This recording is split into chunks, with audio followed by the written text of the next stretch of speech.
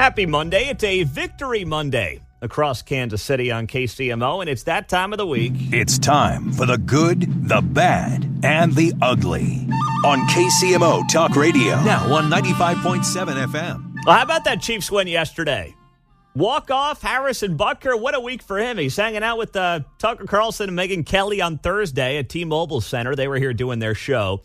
We were there as well with them. And yesterday he's kicking through game-winning field goals, and Taylor Swift is forced to jump up and down on behalf of Harrison Butker 5 days after she endorses Kamala Harris. So the center of the sports universe, and in many ways the cultural and political universe, is right here in Kansas City. And the Chiefs, as Kendall Gammon said earlier in the hour, could be 0-2, but you know what? They're sitting there. They're 2-0. But I will say, Mark, your parlay did not come close to coming true yesterday. So got to work on that for this week, man. Yeah, I don't know if I can put Travis Kelce in there anymore. Well, yeah, you had Kelce with what? 50 yards. What do you have? Had 5 yards, one catch. One catch for 5 yards. Yeah. I took my brother yesterday, and, he's not a huge sports fan, but he's like, geez, Taylor Swift's boyfriend's nowhere to be found. I'm like, yeah, they're double teaming him and stuff. So, he's not making much noise out there. But, hey, the win's the win. You take it. You move on. You're 2-0. You go to Atlanta this week for a Sunday night football game against the Falcons. All right, the bad from the weekend. There were a lot of options. So I'm going to take the lighter approach here. Usually I have a sheet here where I've got options for the good, the bad, and the ugly, and sometimes I just pick which one I want to use on the fly. And this is the case right now. For the bad, I'm going to use Kamala Harris breaking out the accent again. Yeah, she was speaking over the weekend, and she broke out the accent. So let's take a listen to the urban accent from Kamala Harris here over the weekend.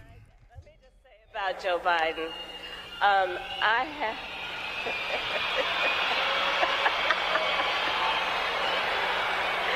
Hello to all my Divine Nine brothers and sisters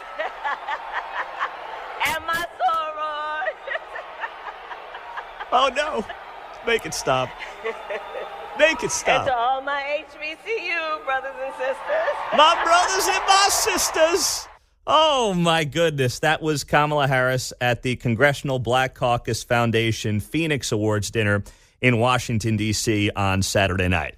So the brothers and the sisters are back in the conversation. See, her accent stinks. That's the problem. Obama, when he put on the accent, he at least sounded good. Kamala Harris's accent is just, it's not worth anything. I'm not worth your Red Lobster money? No, that accent is not worth my Red Lobster money. And it shouldn't be worth yours either. It's just horrible. They've got to tell her to knock it off on the campaign trail. So I don't know if she just doesn't listen. The one thing I'll give her is she's a much better listener to her own campaign than Donald Trump is. If he listened to his own campaign, he'd be up 5 points right now. She listens for the most part, except for when she breaks out the accent about the brothers and the sisters. Show some RESPICT. Enough. Make it stop. Jeez.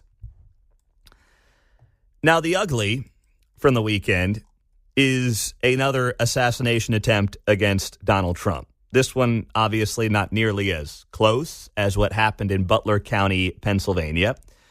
But you do have a situation where a guy named Ryan Wesley Routh, 58 years old, a Hawaii resident, was arrested yesterday for being on the 6th hole, just outside of the 6th hole of where Donald Trump was playing golf in Palm Beach, Florida, and had a rifle just outside of the chain-linked fence and encountered Secret Service, who usually monitors one hole ahead of Donald Trump for threats like this.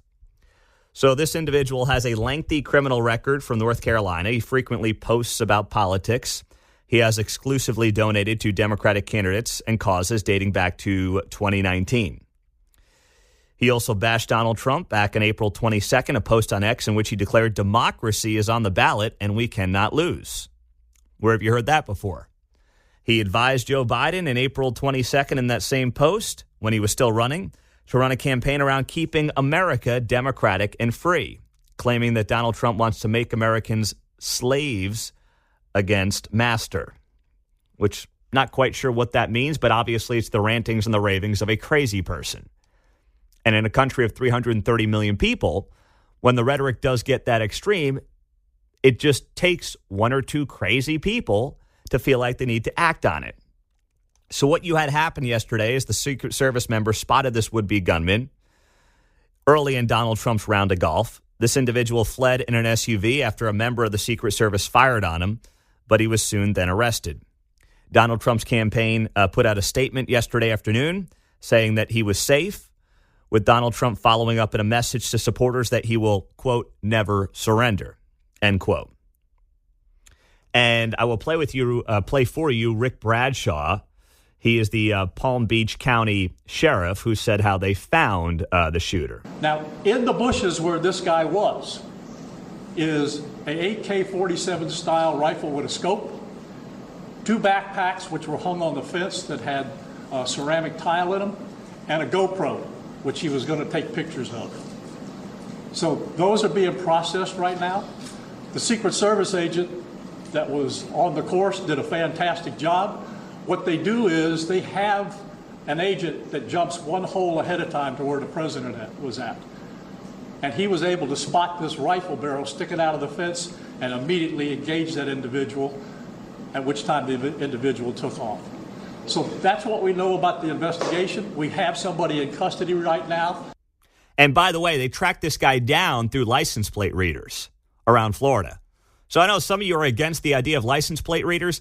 I understand the idea of like, oh, you know, the bureaucratic administrative state's going to follow me with a license plate reader. No, this is why there's value in having license plate readers in communities all over the country.